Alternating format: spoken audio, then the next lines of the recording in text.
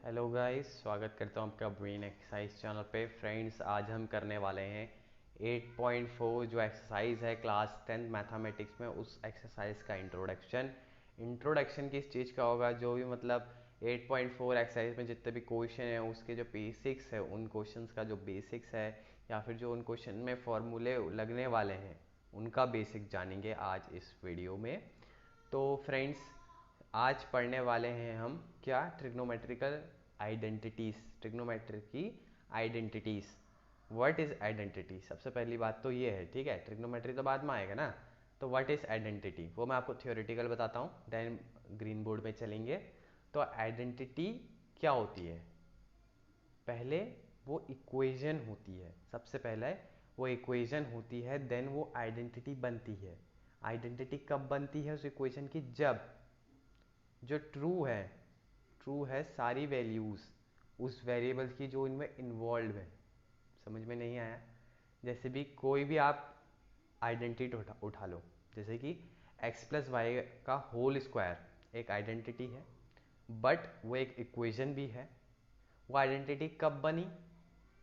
जितने भी उसमें वेरिएबल्स हैं जो x और y हैं, उसकी जो ट्रू वैल्यूज़ हैं वो रखें तो हमको कुछ आंसर देंगे। क्या आंसर देंगी? X square plus y square plus 2a, नहीं 2xy पे, ठीक है। तो मतलब वो ट्रू होनी चाहिए इक्वेशन। जैसे इक्वेशन है x plus y square is equal to x square plus y square plus 2xy ना। तो ये क्या होनी चाहिए? अगर हम कोई भी पर्टिकुलर वैल्यू रखें एक्स प्लस वाई स्क्वायर के होल स्क्वायर में, तो वो आंसर हमको मिलना चाहिए। दैट मीन्स वो इक्वेशन क्या बन जाएगी? तब आइडेंटिटी बन जाएगी। वो सबके लिए ही ट्रू आना चाहिए वो आंसर, ठीक है। कोई भी हम पर्टिकुलर वैल्यू रखें तो उस पर्टिकुलर वैल्यू का उस एक पर्टिकुलर आंसर आना चाहिए, तब वो इक्वेशन आइडेंटिटी बन जाएगी। सेम इट इज हम क्या करने वाले हैं, ट्रिग्नोमेट्रिकल आइडेंटिटीज पढ़ने वाले हैं। सबसे पहले क्या करेंगे, फिर हम एक इक्वेशन बनाएंगे। उस इक्वेशन में जो भी हम वैल्यूज रखेंगे वो उसको फॉलो करनी चाहिए, उस इक्वेशन को, जो भी वो इक्वेशन कह रही होगी, ठीक है। तो क्या कह रही है इक्वेशन? क्या इक्वेशंस हैं या फिर जो आइडेंटिटी बन जाएंगी, क्योंकि इक्वेशन ही आइडेंटिटी होती है, वो हम पढ़ेंगे नेक्स्ट पेज में। तो चलिए फिर हम क्या करते हैं। ट्रिग्नोमेट्री में सबसे पहले एक ट्रायंगल लिया जाता है बाय जो कर रहा है सवाल। तो सबसे पहली बात, एक जगह 90 degree, suppose that is B, इसको मान लो सी, इसको मान लो ए। आप देख रहे हैं ए एंगल से, मतलब ए की जगह क्या है? थीटा है। इसको थीटा ही मान लो या ए ही मान लो, चलो थीटा मान रहे हैं, ठीक है। तो सबसे पहली बात इसमें पाइथागोरस लगा दो। पाइथागोरस बोले तो हाइपोटेनस का स्क्वायर बेस और परपेंडिकुलर के स्क्वायर के सम के इक्वल होता है। साफ सीधी बात। हाइपोटेनस क्या होती है? जो 90 डिग्री के एंगल के सामने वाली साइड होती है, दैट मीन्स जो है ए सी। तो A C square is equal to what? A B square plus B C square. Simple सी बात है, कोई ज़्यादा टफ नहीं है, ठीक है। तो इसको डिवाइड कर देते हैं हम। किससे डिवाइड कर देते हैं?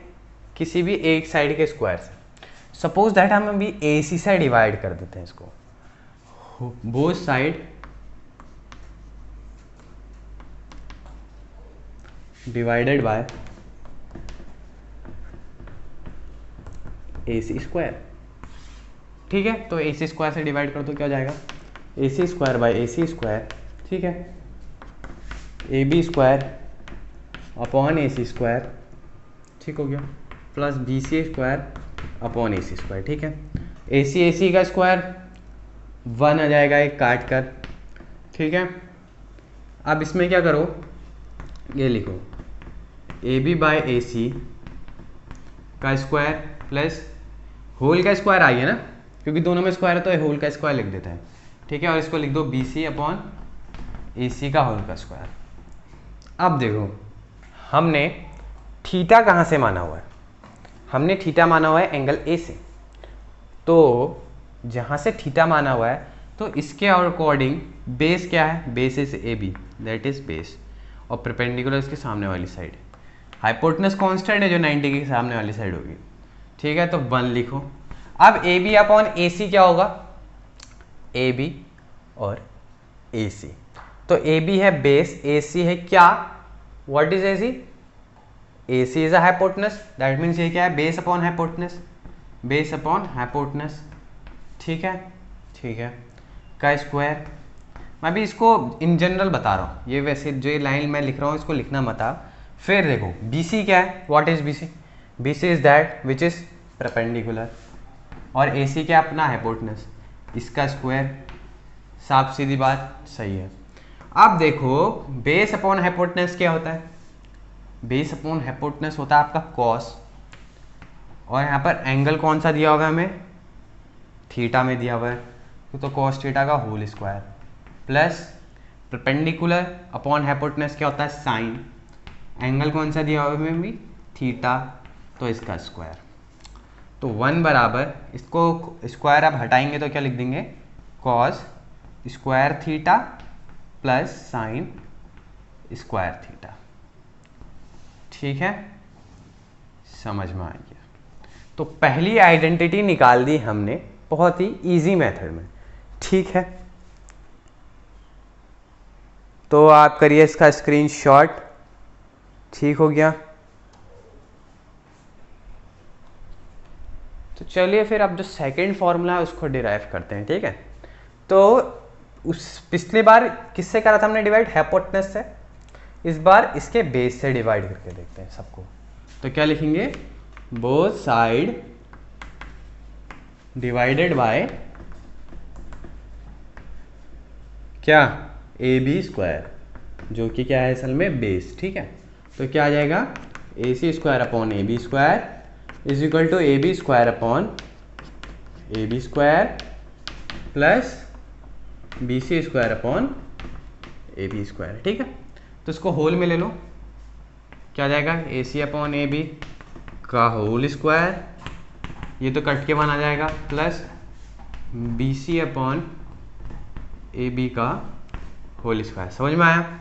अब देखो according to the theta angle, A C is the hypotenuse, that means ये हाइपोटेनस है, एंड ए बी क्या है, A B is the base ना, तो बेस, इसका स्क्वायर, साफ सीधी सी बात, कोई मुक्का नहीं कोई लाल, ठीक है।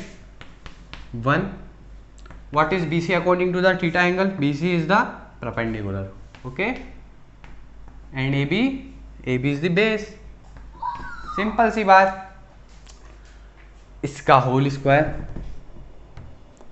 सही है, कोई बड़ी बात नहीं है। तो देखो हाइपोटेनस अपॉन बेस क्या होता है, trigonometrical ratio hypotenuse upon base किसका होता है, सेक का होता है, ठीक है। तो सेक कौन सा एंगल लिया अभी हमने, थीटा, इसका square is equal to 1 plus perpendicular upon base के कौन सा ट्रिग्नोमेट्रिकल रेशियो होता है, 10, तो 10 थीटा का होल स्क्वायर, ठीक है। अब ये स्क्वायर हटेगा तो अंदर चढ़ जाएगा वो स्क्वायर, सेक स्क्वायर थीटा बराबर 1 प्लस 10 स्क्वायर थीटा, ये कर दिया हमने दूसरा फॉर्मूला डिराइव। ये जो फॉर्मूलेज है ना, जो ये हमने पहले लिखा क्या था, वो sine square theta plus cos square theta is equal to 1, ये क्या है 1 plus 10 square theta is equal to sec square theta, ठीक है, याद कर लो इसे। अभी एक और फॉर्मूला है, पहले आप इसका स्क्रीनशॉट करें। तो चलिए फिर नेक्स्ट सवाल, मतलब नेक्स्ट जो फॉर्मूला है उसका डेरिवेट करते हैं। वैसे ही पाइथागोरस थ्योरम में है, A C square is equal to A B square plus B C square, ठीक है, कोई टेंशन नहीं है। पहले हमने हाइपोटेनस से डिवाइड करा था, फिर इसके बेस के स्क्वायर से डिवाइड करा था, अब करेंगे हम परपेंडिकुलर के स्क्वायर से डिवाइड, ठीक है। डिवाइडेड बाय बोथ साइड लिख देना आप खुद, मैं बी क्यों लिख रहा हूँ, डिवाइडेड बाय क्या, बी सी स्क्वायर, ठीक है, बोथ साइड। तो ठीक है, A C square by B C square is equal to A B square upon B C square plus B C square by B C square.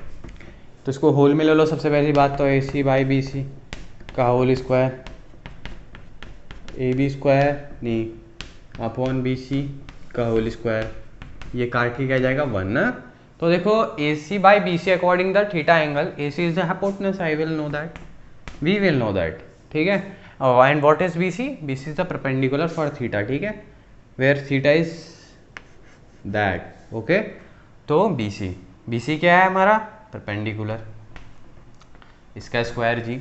अब ए B क्या है, according to the theta A B is base, तो base B C is what, perpendicular, इसका square करना है, ये +1, ठीक हो गया। And what is which of the trigonometrical ratios, trigonometrical function which this ratio, hypotenuse upon perpendicular, cosec, तो cosec, तो एंगल कौन सा लिया हमने, थीटा का स्क्वायर, बेस अपॉन परपेंडिकुलर, कौन सा ट्रिग्नोमेट्रिकल रेशियो होता है, वो होता है आपका कॉट, तो कॉट एंगल कौन सा है, थीटा का स्क्वायर +1, सिंपल है, cosec square theta is equal to cot square theta +1, ये कर दिया हमने तीसरा फॉर्मूला डिराइव। और यही जो 3 फॉर्मूले हैं वही हमको हेल्पफुल होने वाले हैं आगे की वीडियोस में या फिर 8.4 के सॉल्यूशन में, ठीक है। फिर आज के लिए इतना ही, स्क्रीनशॉट करें